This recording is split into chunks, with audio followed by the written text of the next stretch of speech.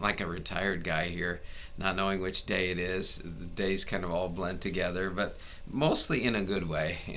Because actually, Laura and I, family has been doing well through all of this, and I'm leading meditation every day except for Sunday. So I'm happy. I'm grateful. So, any case, let's see. The meditation will start 10:02. So 2 minutes from the beginning of this meditation will start. Thank you so much for joining. I look forward to meditating with you today.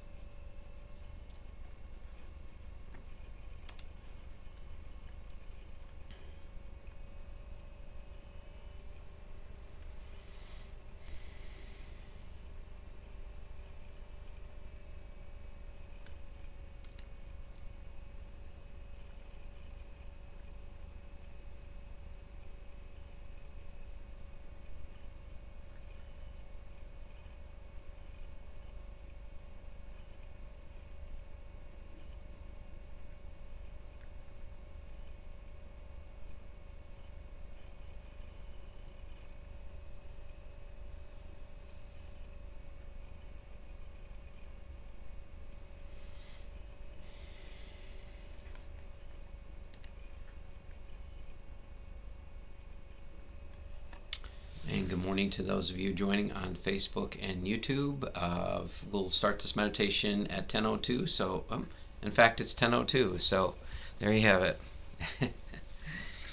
Thank you for joining this morning. I'm just feeling really good, feeling really grateful for life, for God. Just feeling grateful for a lot. And, the truth is, we have so much, and yet a friend of mine, I think, said it best many years ago. He said, why do you focus on the 10% of your life that's not working when 90% of it is exactly where you want it to be? And that there's so much truth in that.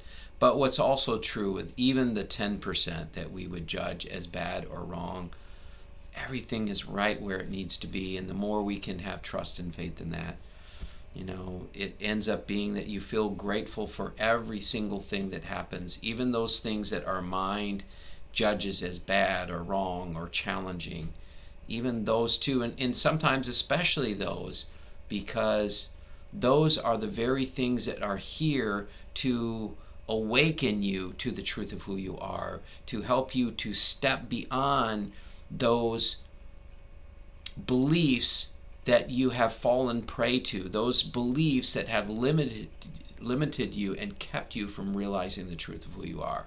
That is the truth. And so, anyhow, I'm grateful to have you here this morning, and let's meditate.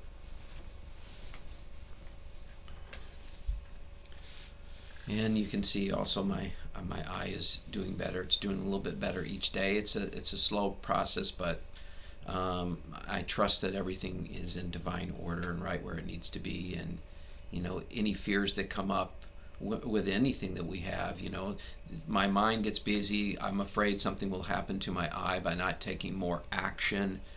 And yet when I take action, I feel God pull away a little bit. It's like, oh, okay, you want to look towards this external thing, then I'm backing off because I see you're not looking to me.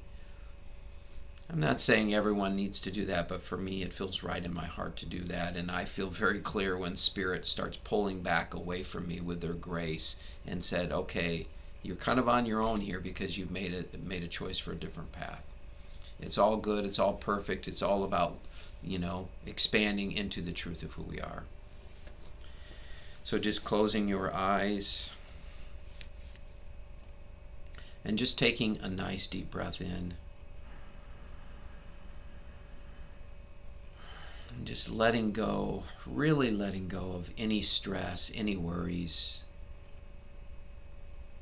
Letting go of all the past. And letting go of all the worries of the future. And I invite you just to melt into, sink into, surrender into this very present moment. And now this one. And the truth is, there is no such thing as the future. Those things that we have described as the future will only show up in another present moment. This present moment, 10 seconds ago, 10 weeks ago, 10 years ago, was considered the future, but here it is again, right here in the present moment. And that's all it truly is. And then, of course, sometimes we want to drag our past events, and we drag our shame and our guilt and our blame of ourselves, blame of others. We drag it into this present moment, and we rob ourselves from just the pure joy and gratitude that this present moment offers. I'm not saying that trying to fluff you up. I'm not trying to convince you of any of it. But I am inviting you to explore with me this morning that we empty out all this craziness, this craziness, this nonsense that we've bought into for far too long. But it doesn't matter how long we've bought into it, because when you fully return to the present moment and you don't drag in the past or drag in the future worries, then this moment is all that matters. It doesn't matter how long it took for you to get here. All these things, these so-called regrets, who cares? If you are fully present in this moment, if you are just surrendering into this moment, surrendering into life, then what happened in the past is absolutely irrelevant. And your mind might say, well, wait a minute, Brett. I've learned a lot from my past. Great. You've learned a lot from your past, and it's brought you to this point, this present moment. So I'm not saying the past is bad. I'm just saying don't bring it into this present moment. Don't bring it into your life. And the truth is, you are absolutely perfect exactly the way you are. I know. My mind has said the same thing, because the mind said, come on, you don't know me. You don't really know me. If you knew me, if you knew that I was judgmental, if you knew that I was petty, if you knew that I was rude and I'm not compassionate or loving enough, if you knew this and that, and the list can go on and on. Why? Because it's not our list. It's not our list. It's a list of the mind that has convinced you of all these things that you are not. And at the very core of it, you feel you are not enough. You feel you are separate from God because you're not enough, or you haven't earned God's love, or you haven't proven yourself, or you're to this or to that. All these are all stories of the mind. And because we have believed these stories, we have taken them on as an identification as who we are as a person. But I have some wonderful news for you. Internally, you can clap your hands right now. The wonderful news is, in a secret, you are not your person. You are not your person. That's not who you are. That is simply an accumulation of stories and ideas and beliefs that you have taken on over the years, that you have now come up with this description as to who Michelle is, who Sharon is, who Nancy is, who Brett is. We have taken on these stories, these false beliefs that we have identified with, and it is these very beliefs that are blocking us from recognizing that we are perfect and we are whole right now in this very present moment, and in every present moment. You have never been the, you have, how do I word that without doing a double negative here? You have never not been your true self. It is a double negative, but hopefully you understand it. You have always been your true self. You can't help but to be your true self. The only thing that you can do is to prevent yourself from seeing that, from realizing that truth, and that is by holding on to all these false ideas of who you think you are. That's all. That is the only thing that keeps you from self-realization, from realizing the true self of who you are. That is all. But that's fine. We don't need, it doesn't even matter, because this is a new moment. And in this new glorious moment, I'm inviting you to empty out all the past, just to let it go. It no longer serves you to hold on to it. It doesn't serve you to hold on to anything of the past. If there's something you still need to learn, just allow God and life to present it to you, and know that life and God are on your side, and they will give you the exact experience that you need and when you need it.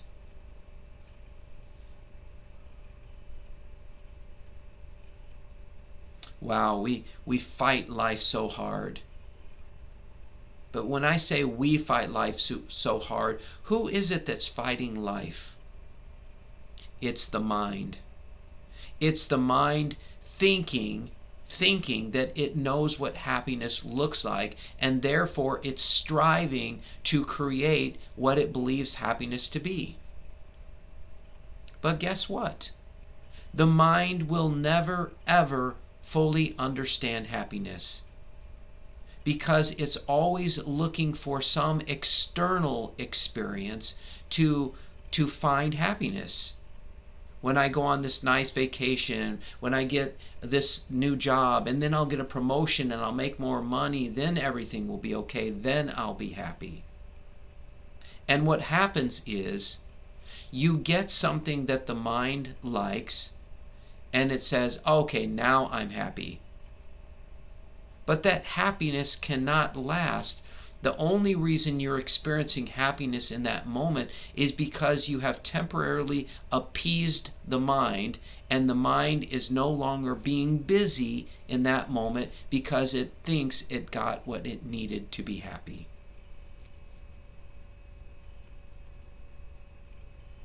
But at best, the mind can only provide temporary peace, temporary happiness, temporary love.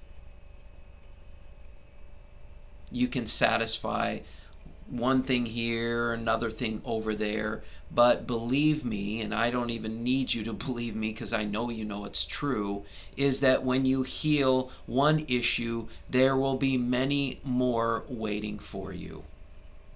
And there will always be more waiting for you, because the mind is never satisfied.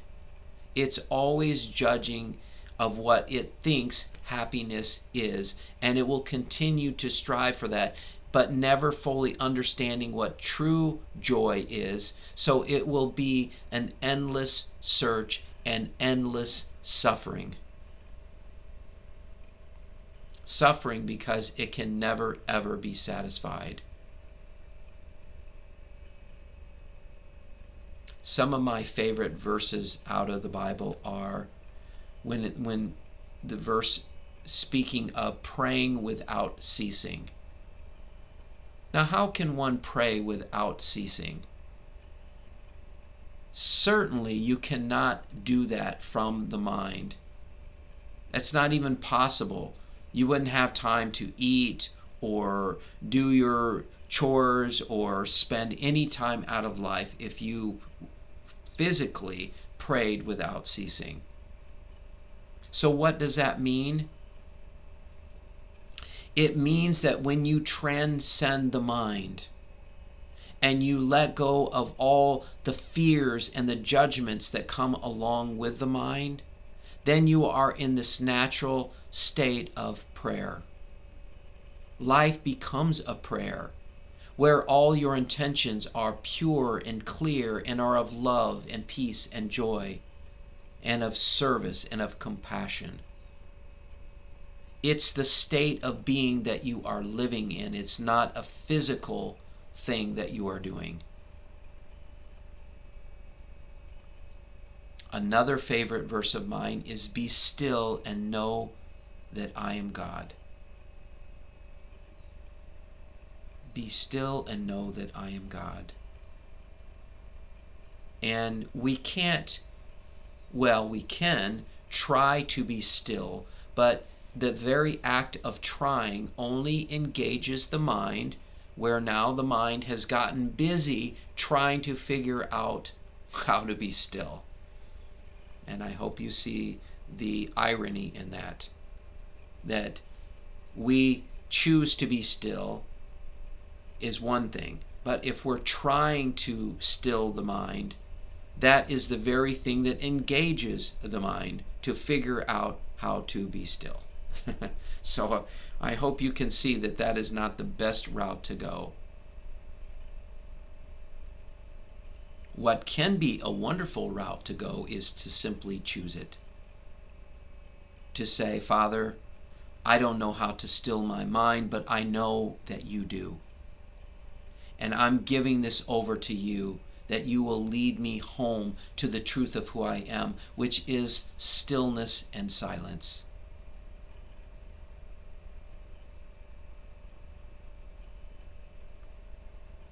And I mentioned this the last few times I think we've meditated, but it's really up for me, and I want to share it with you because the words keep wanting to express themselves through me. And I think of, to the best of my abilities, the best of my conscious awareness of God. And when I think of God, just being in complete stillness and complete quietness. And I think of our true selves just being in complete stillness and complete quietness. Because the truth of who we are is not an action. It's not a thought, it's not a feeling, and it's not an action. And we've talked a lot of times about that we are not our thoughts, because if we were our thoughts, then who is the one that is able to witness the thoughts? And of course the thoughts come and go. What is that thing that doesn't come and go? What is that isness, that beingness? And our feelings are the same way. The feelings come and go. What is it that never comes and goes? What is that truth that goes beyond anything physical, mental, emotional?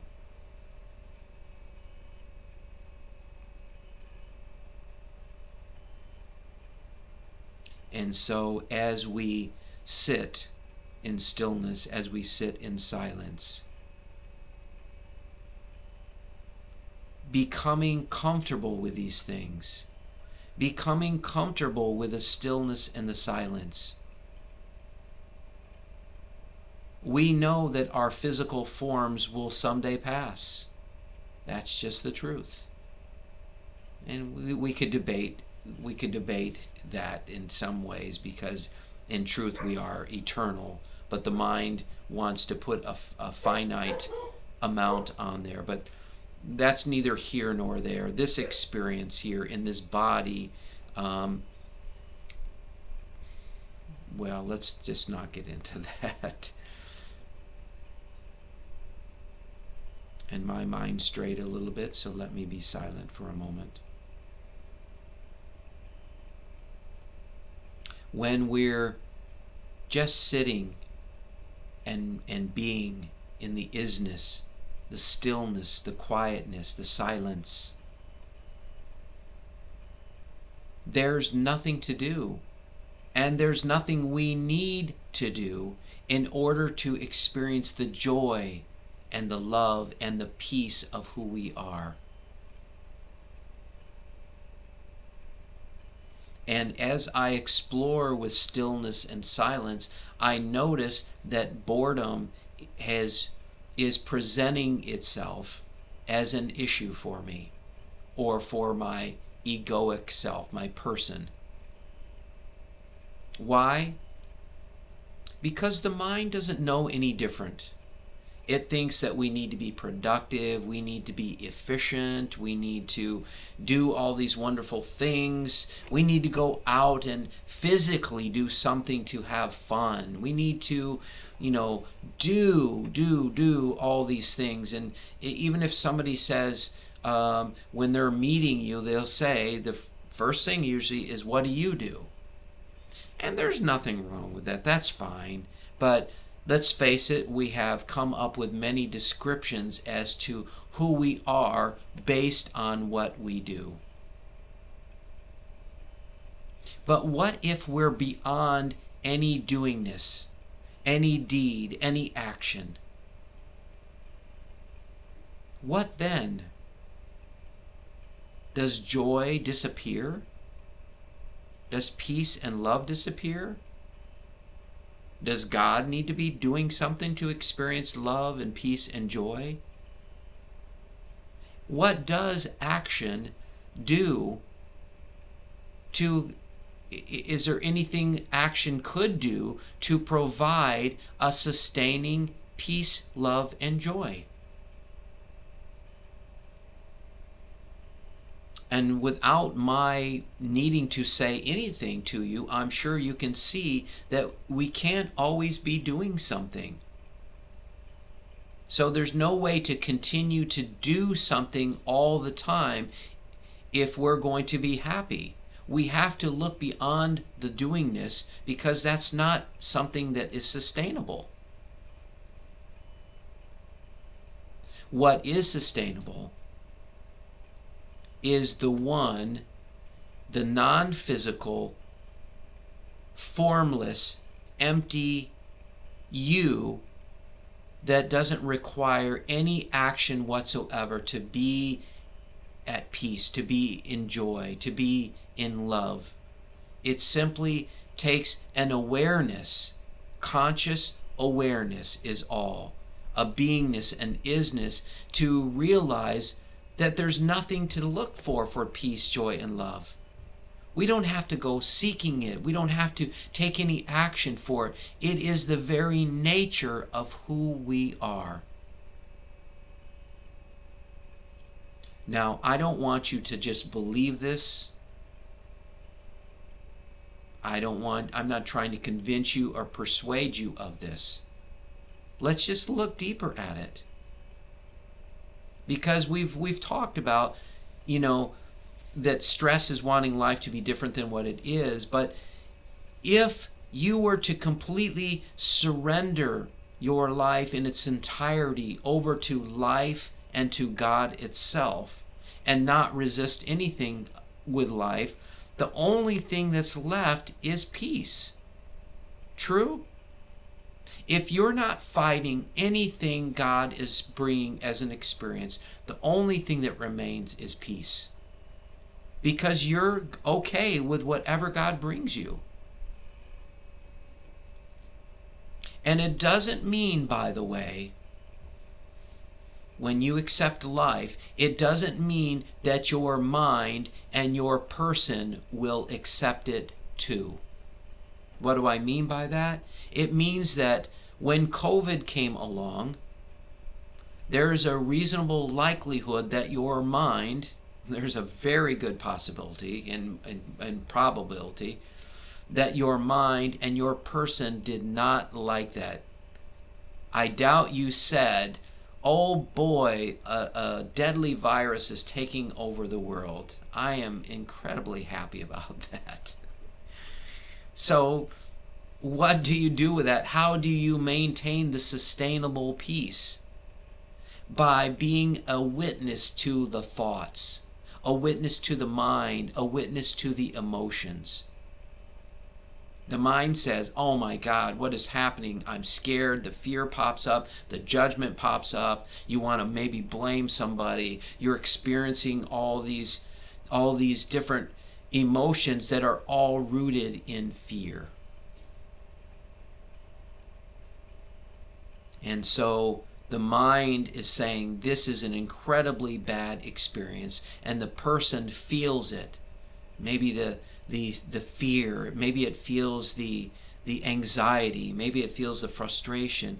Meanwhile, your core self, the one who is a silent, still, conscious, non-physical witness to all of it, is simply just noticing the thought, noticing the feelings, noticing all of it, without needing to fix or change all of it, because it recognizes that life and God are always bringing things exactly the way we need to.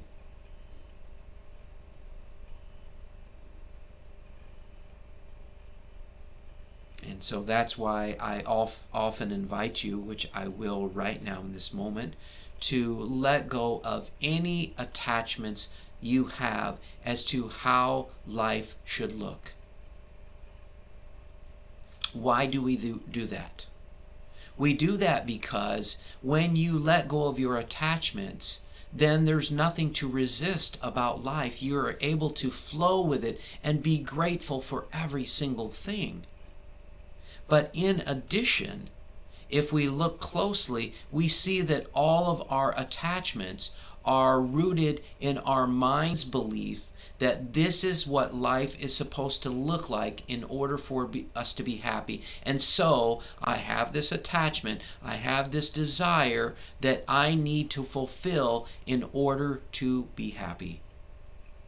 But we've already established that the mind can never understand what true happiness is. So I invite you to let go of all these attachments, all these desires, until you are only surrendered into this moment, surrendered into life, and surrendered into God itself.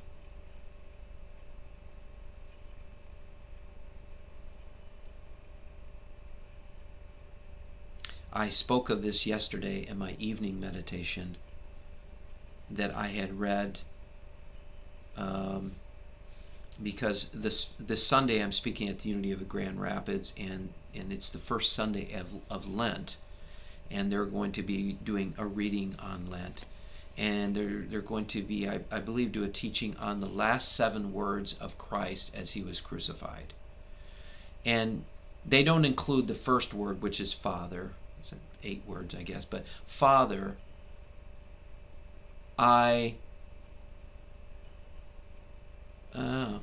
the words escape me. Father, I commend my spirit. I commend my spirit. I commend myself into thy spirit. It's close. I'm paraphrasing. The words escape me right now. But Father, I commend myself into thy spirit. Something to that degree. And to me, these are 7 of the most powerful words. In thy hands I commend my spirit. Thy spirit. Okay, enough of that. But they're such powerful words. Such powerful words. When you fully give yourself over to God, you are fully giving yourself over to life itself, so that there can be this peace, this gratitude, this love for life. That we are literally praising God for our life because there's nothing left to do. There's nothing left to fight against. And in that praise, in that peace, because we're not fighting life, in that gratitude, it leads us to love, and that leads us to joy. And there's nothing left but the truth of who we are, which is resigned and abides in the very Spirit of God, and is the Spirit of God. We are all part of that beautiful, empty oneness that is stillness and silence. And that's how we can be in the truth of who we are without taking any action whatsoever.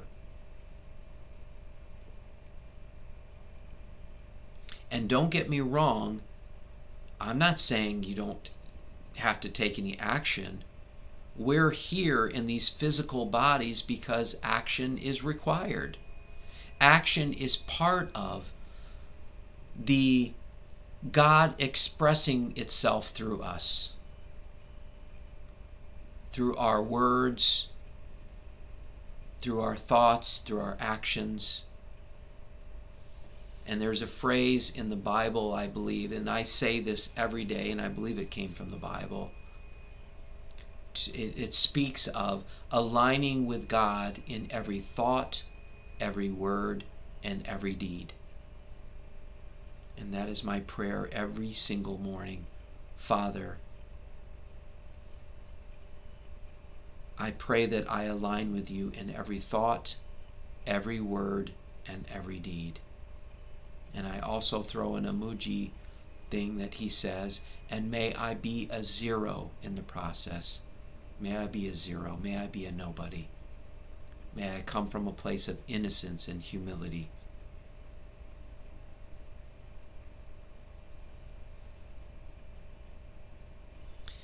The more I continue to really awaken and recognize who I am, I want to just shout out to the world how grateful I am.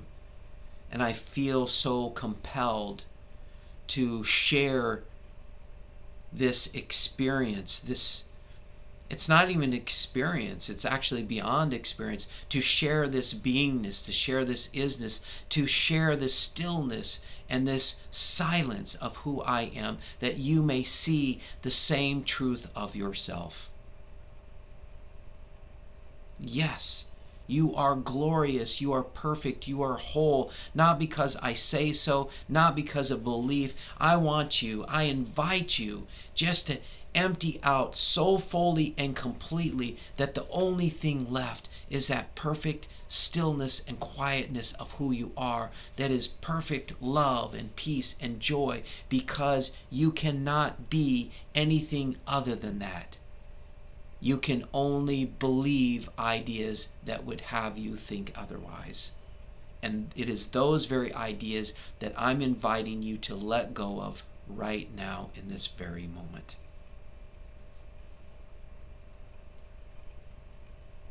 But ultimately, you can never escape who you are. You can run, but you cannot hide. Because there's nothing to hide from. You are this truth. You can empty out everything, let go of everything, but you can never empty out or let go of you. Because when you empty out, when you let go of it all, the only thing that remains is this non-physical, formless quietness. Now, I don't even want to say quietness because that insinuates that there's some noise. This stillness and this silence that is perfect love, peace, and joy, and is the truth of who you are, who you have always been, and who you will always be.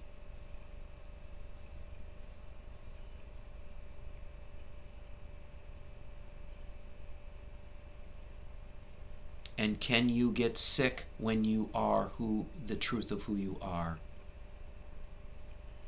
No, you cannot get sick. You are perfect health and wholeness.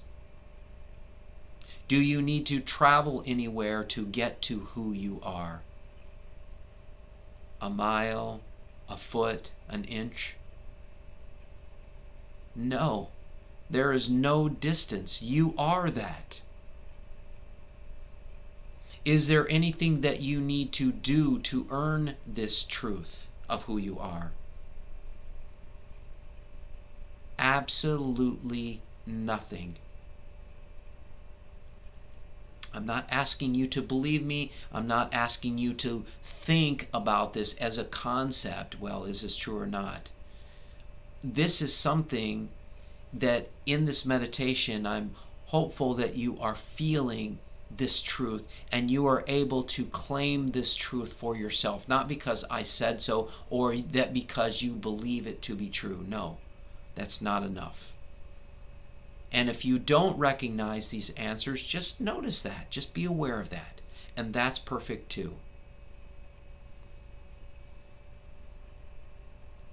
Do you need to read some book or find a guru to be this truth of who you are?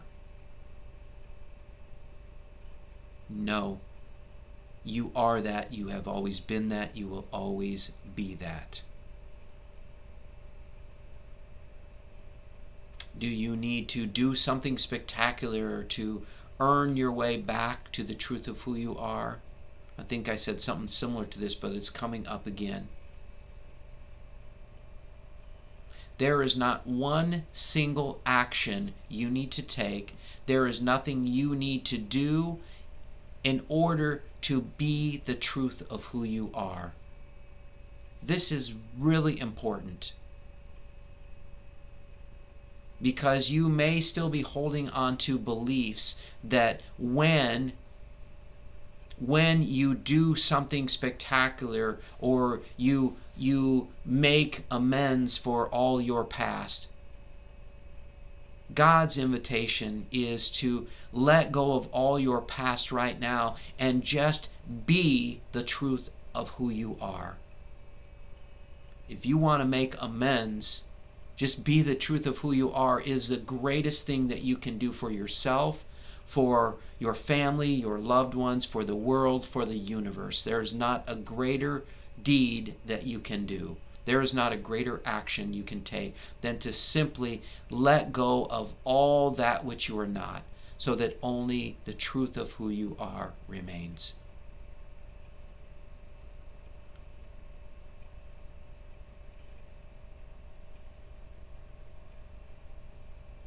I am so grateful for all of you. I'm so grateful for your willingness to dive beyond the person, dive beyond the thinker, dive beyond the body and the mind, and dive beyond all the physical, so that the only thing that remains is this beautiful, perfect stillness and silence of who you are.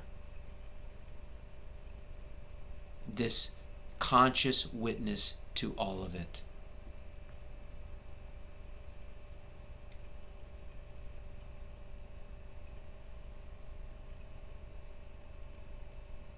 And so right now I just invite you to just be aware of your breath, or if you want to just be in the awareness, be in the stillness, that's perfect too. But if you use the breath, remember, there's no trying, there's no effort. You're just observing it. That's all. And if there's any thoughts or any feelings that present themselves, just be a witness to all of them without a need to change any of them.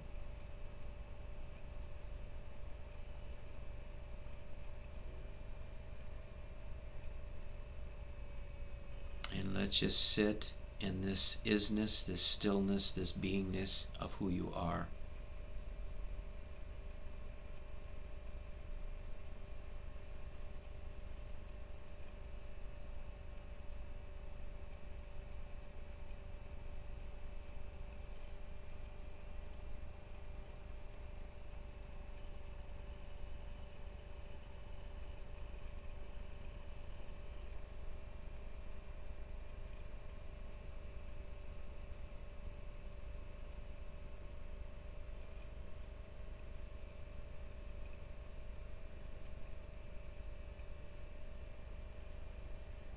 And if your mind has gotten busy, just coming back to the present moment, coming back home to who you are, and whatever that focal point is, the breath, the stillness, whatever that is.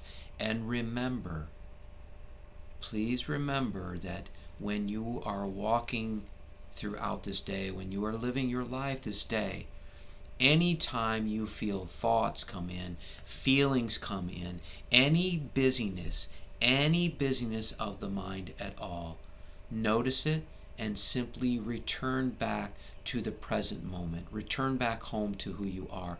You don't need to engage or entertain these thoughts or feeling any bit whatsoever. I'm not saying deny them.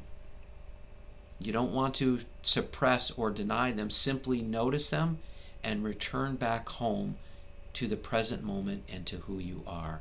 And if you practice that regularly, you will find that there's one day that all these thoughts that you've been holding on to, and you'll find that they keep falling away so easily because you're not engaging them or entertaining them in any way as if they are the truth.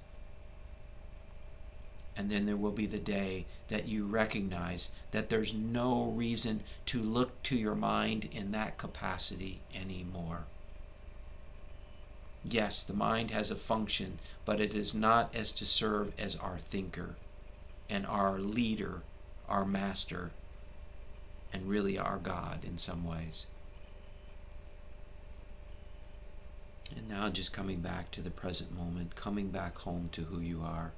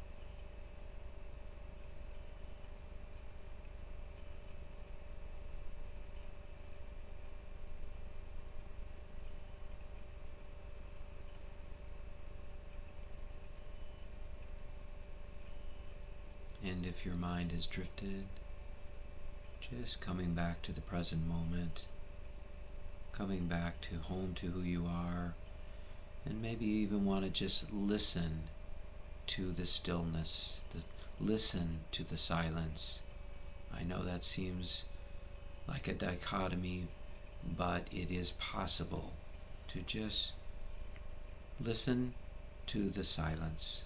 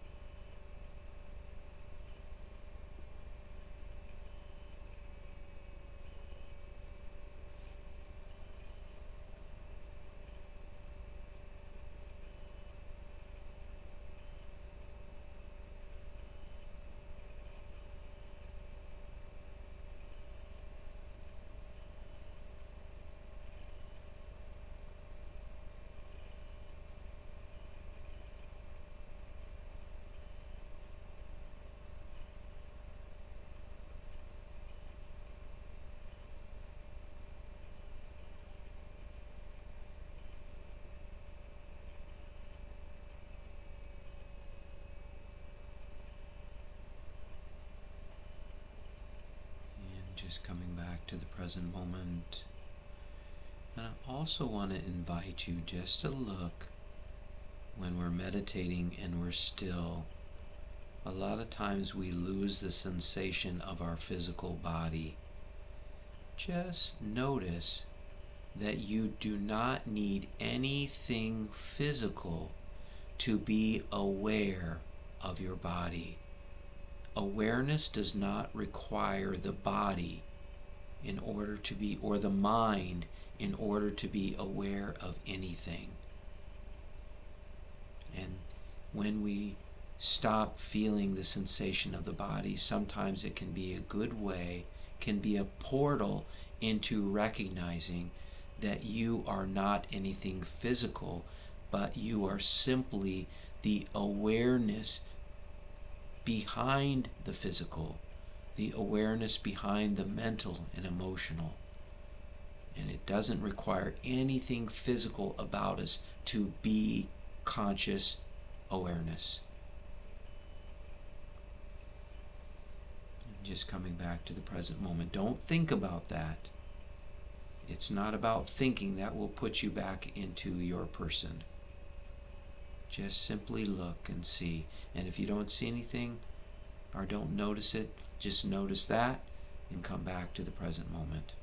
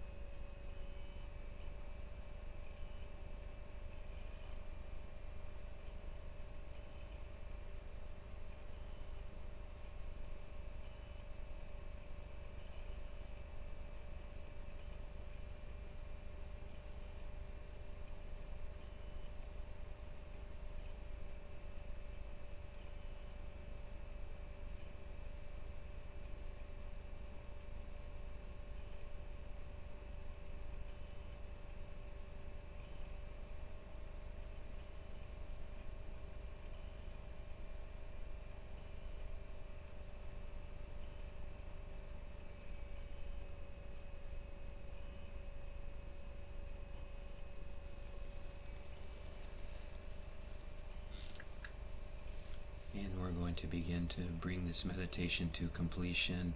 So if you'd like to continue meditating, please mute or turn your device off. And thank you so much for joining me. I really, really appreciate it.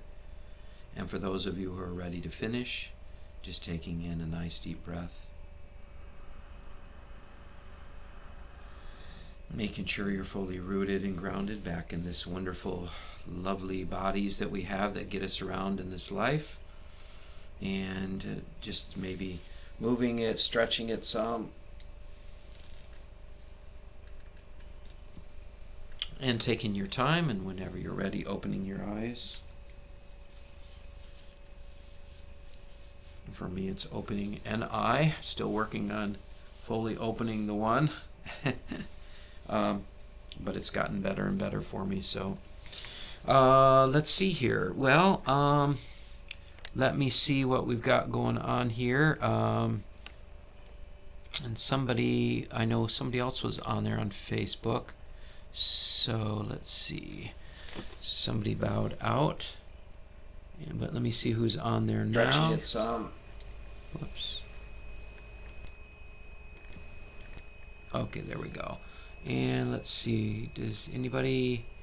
Whoops, I got some things blocking it here. Hang on just a sec. Loving conscious awareness. Yes, loving conscious awareness, Michelle. You're right. Yeah, Ram Dass used to say that all the time. Loving conscious awareness. So thanks for joining, Michelle. Thank you. And I know there's one person out there. I don't know if they're with us for the meditation or not. So anyhow, thank you all for joining. Let me swing over to Facebook and see if anybody wants to make a comment or say hi over there. Did I say Facebook? I meant YouTube. And let's see. Sandy, good morning. Good morning, Sandy. Thanks for joining, my friend. Thank you. Okay, and thanks for liking my YouTube page, Sandy. I always appreciate the likes on there, just to hopefully get a few more people of liking it and drawing other people in from YouTube. So thank you for that. That's it, you guys. I'm grateful for all of you. Have yourself a beautiful day, and let's see, Friday, tomorrow morning, I'll be meditating again, and so if you want to join, okay, namaste, my friends.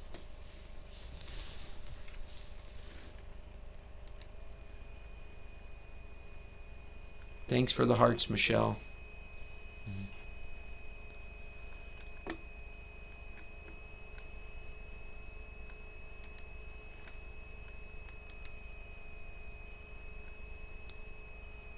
And Sandy, let's see, are you still on there? I don't know if you're on there still. Let's see. Returning to present really does get easier with continued practice. Excellent teaching. Yeah, thank you. It really does. You're right. Yeah, thanks for that, Sandy. Okay. All right, you guys, have a beautiful day.